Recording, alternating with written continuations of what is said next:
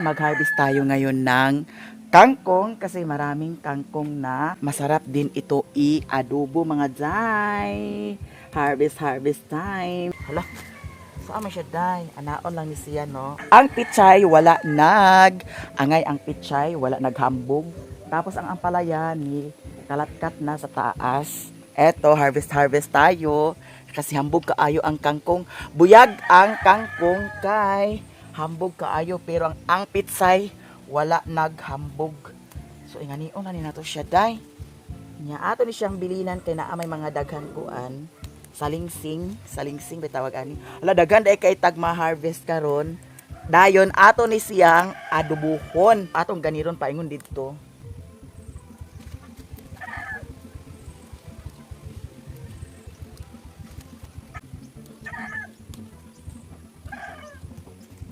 Buyag kaayo ang atong kangkong kay tambok siya, tabang-taba. Tapos ito lang siguro, marami na ito. Nagchat sa akin ang kapatid ni Kukoy na hindi daw siya makapunta dito ngayon kasi ang motor nila ay ipaayos daw. Kaya ako lang ang kakain ngayon nito. Kasi si Sherwin nandoon sa kanila ni Inko Miloy. Eto mga sis, or dagdagan natin. Ito lang para may ulam pa tayo sa susunod. Ngayon ay ikabit na natin ito ang ating tangki para dito tayo magluto. Nakasaing na ako doon, kaya ang lulutuin natin dito ay ang kangkong. Ayun na si Naing. Luto na siya. Ang Daniela. Ayun si Daniela. Akong gibuhian. Dagan-dagan po sad siya kaganiha pag buhiin ako.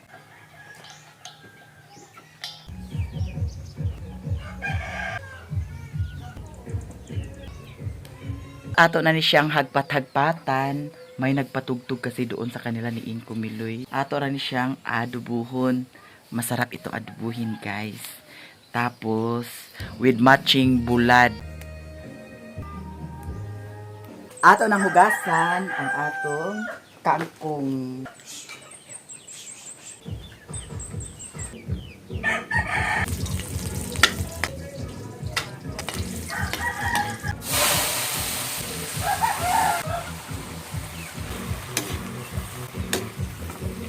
Atong timplahan sa asin kay walay toyo. Asin lang ug bitsin dani ang atong itimpla.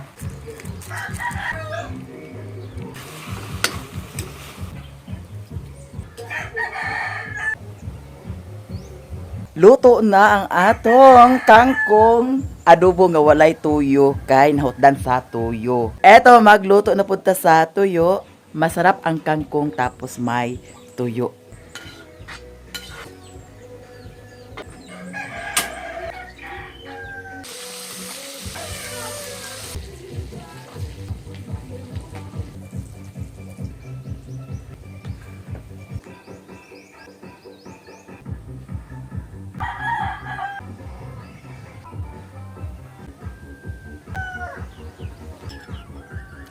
Tapos na akong kumain sa masarap na ulam. Si Sherwin kagabi hindi nakauwi kasi ang pinsan ko dyan sa kanilang Inkumiloy na si Tata ay nakauwi galing sa Dubai or Saudi. Tapos kahapon nagpahatid ako ni Kikin. Galing dyan sa kanila ni Inkumiloy, nagpahatid ako ni Kikin doon sa banda ng may highway.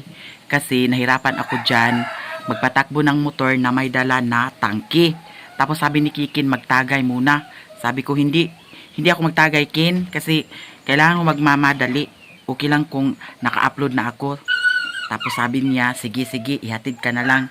Kasi nakita niya na nahirapan ako magdala sa tangke. Kaya ang ginawa guys, hinatid ako doon sa may highway. Tapos, hindi pa talaga nagtapos ang inuman nila kagabi hanggang ngayon. Nag-video na sila dyan. Kaya, eto, hindi nakauwi si Sherwin kagabi. Kaya, puntahan ko ngayon dyan kung ano ang ganap nila ngayon dyan. Grabe, magtagay sila. Uy, si Jimbo nakauli, si Rapi nakauli, si Kiki naadiha. Tapos akong pinsan naadiha. Maunang ang tagay. Grabe, ang tagay. So, makikita natin mamaya kung ano ang mga ginagawa nila dyan. Kasi, napatugtog na naman. Grabe. Ngayon ay magtigway tayo sa baka. At pagkatapos natin magtigway, punta na tayo sa bayan para mag-upload. Pero daan ako doon sa kanila ni Mother kasi mayroon akong kukunin doon. Nya init na baka ayo. Ang baka to ara dito layo ora. Sa una daghan mi baka. Ang tigtigway ako og si Utik. Nya kanang time nga malingami kay magdula-dula kay naam pod silingan namo maglaag. Makig-ag mi magdula. Kana bitawng kuan palwa padidit da sa bakilid. Tapos na pag naay kuan container nga tipak sakyan ipadidit gihapon. Mao na amo sa una. Mao nang malingami ag kabunalan kami ni mama ug ni papa. Kay asa na painguna. Halakin sa maning nagmotor. Host this nagsiga ang suga. Init kaayo guys. To anay naglabay nag motor. Nya mao to nga ag kabunalan kami ni mama ug ni papa. Kay asa ra man mi painguna. Kay malinga lagi sa duwa-duwa. Ayan si mama buyag pod. Nya kagahapon diri ra ni nako siya. Kay isa ra ni nako natigway kagahapon kay super busy kaayo kini. Lakaw baya ko kagahapon pero busog siya kay ngano sibsibon man yan maayo kaning sagbot dani. Muni kagahapon ang iyahang gikuan sabsab o hawan kaayo no. Nya karon iirog pod sa ninato siya dadto dapit kay na may daghan sagbot pod dadto. Diri na ko siya gitigway kay dito dapit na banda duol-duol sa payag wala na dito kay ang baka nila ni Uncle Ildi naapod sila baka dito.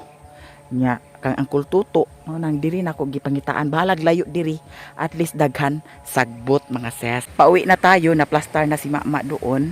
Dito tayo daan. Ang delikado dito mga sis pag may kuan baksan or kana bitawng halas nga kuan kana ang anak kubra. Kay ngano sa Kapikas barangay dito sa unahan barangay namo na ay na matay kay gipaak sa kubra. Munay delikado diri. Naa jud kubra. Kay asa ka to nagpaingon nga kubra, di ba? Wa ta kay balo og daghan tuag kauban. Ay! Ano to? Katakot guys. Pigil ko nang libat ang balibo. Tabi apo. Tabi apo. Dito maraming sagbot pero hindi ko makain si mama dito. Kasi hindi siguro yan masarap para sa kanya. Uy, ginukuday. Diretso tayo kasi ito kasagbutan. Tapos may mga kakahuyan. Wata kay bahaw basig na ay kubra diha sa taas kahoy. Ginukuday. Muana rin sa atong liog. Diretso patay ang bayot. Hala ginukuday. Katakot dito tay. Uy, maraming pinuon doon Sarap kumuha ng pinuon pero kasagbutan guys. Alam ba ninyo ang pinuon? Masarap yan ang pinuon mga te.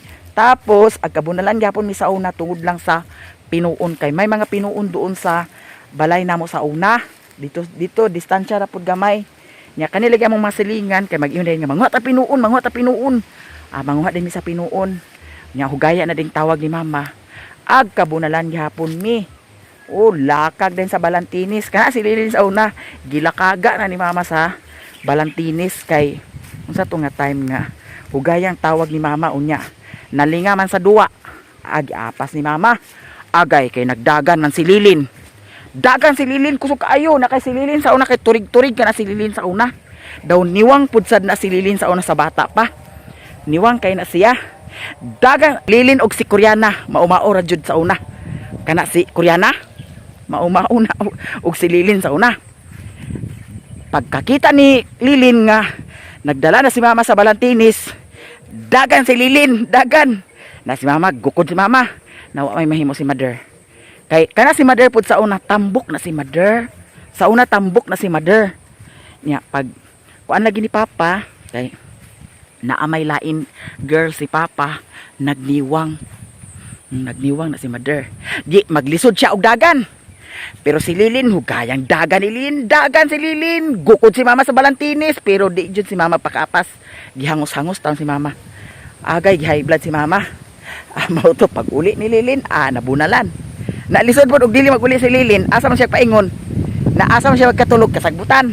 Na kay pag-abot sa hapon, ag uli man jud. Mao to nabunalan. Pero wala si mama kaapas. Dagan si Lilin og kusog. Di ka na si Lilin agpapihar sa una pag ingon nga nalas mama dagan dagan siya muy una dagan Di ka na magpapihar si Lilin. Maumao na si Koreana karon. Nga puwerte ka astigon. Nya si mother sa una lagi tambok na siya. Nya pag naanay girl si papa, dadton murag nag-reduce si mother. Nya murag dili madawat ni papa ay ni mama sa una si papa nga nag-ingon ato. Nya si papa sa una murag mulakaw na si papa. Murag hapit jud magka buwag si mother og si papa kanang sa kuan ako nga murag dili bitaw gusto ni mama nga magkabuwag sila ni papa kay tungod sa amo mga bata.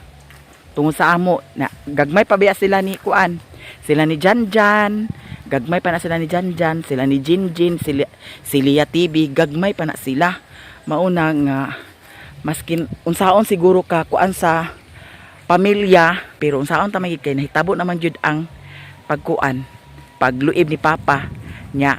Ang kuan ni mother nga dili siguro gusto niya nga magkabuwag-buwag, dili siguro gusto nga magkabuwag ang pamilya, magguba ang pamilya. Mauto nga nisugakod si mama, murag nadawat na ni mama nga kuan nga naang ingana si papa, murag nadawat na ni mama nya.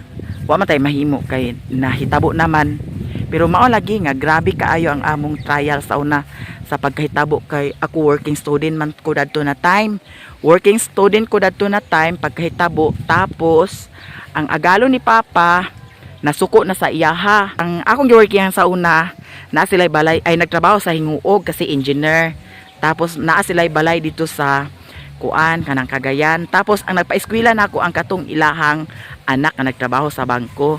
Nahitabo man lagi to nga pagpakasala ni papa kay si papa ba ang gisaligan sa farm. Mao to nga ang iyang amo pag makauli dito sa Cagayan kay dito mo ko sa Cagayan nag-eskwela sa STI. Tapos pag uli dito agyaw-yaw nya. Murag agkaapil na bitaw ko sa yaw-yaw. Mao to nga nihawa na lang ko pero nanangid ko og tarong dadto.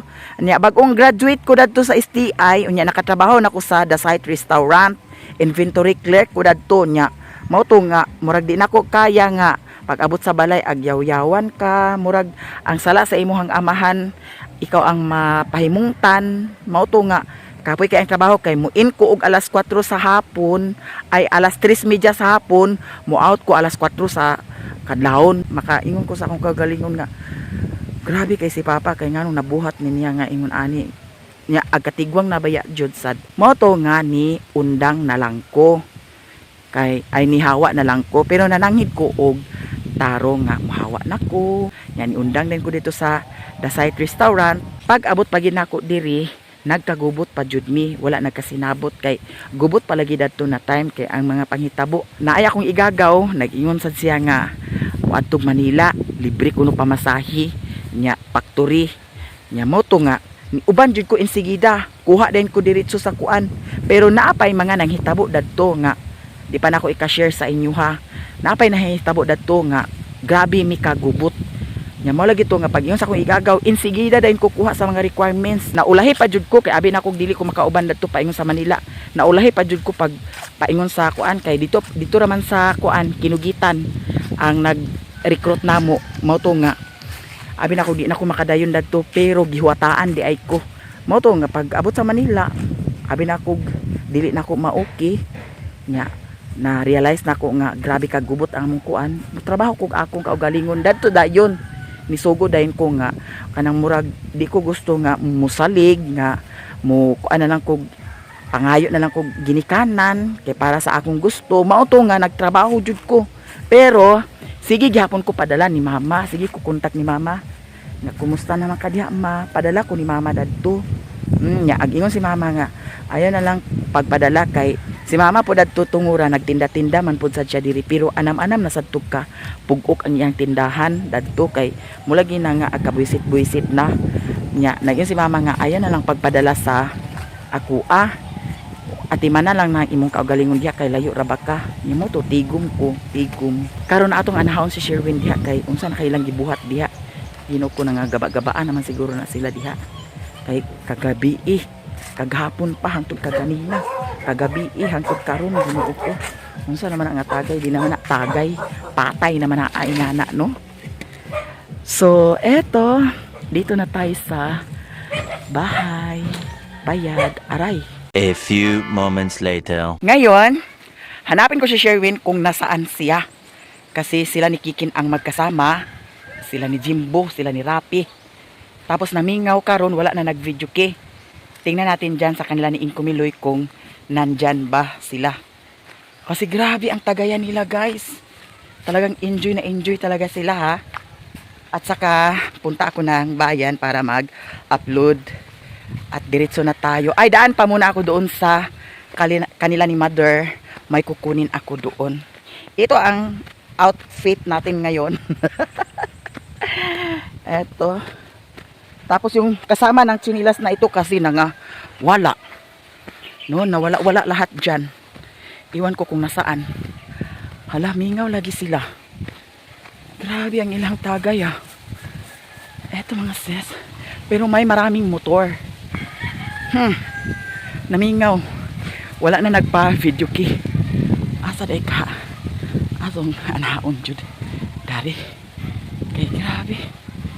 Ang ilang tagay eh. Di na normal ang tagay. Nga ingana. Hikog na ingana nga style. Ha? Kay dito si GA lagi kaganyan na yun nga.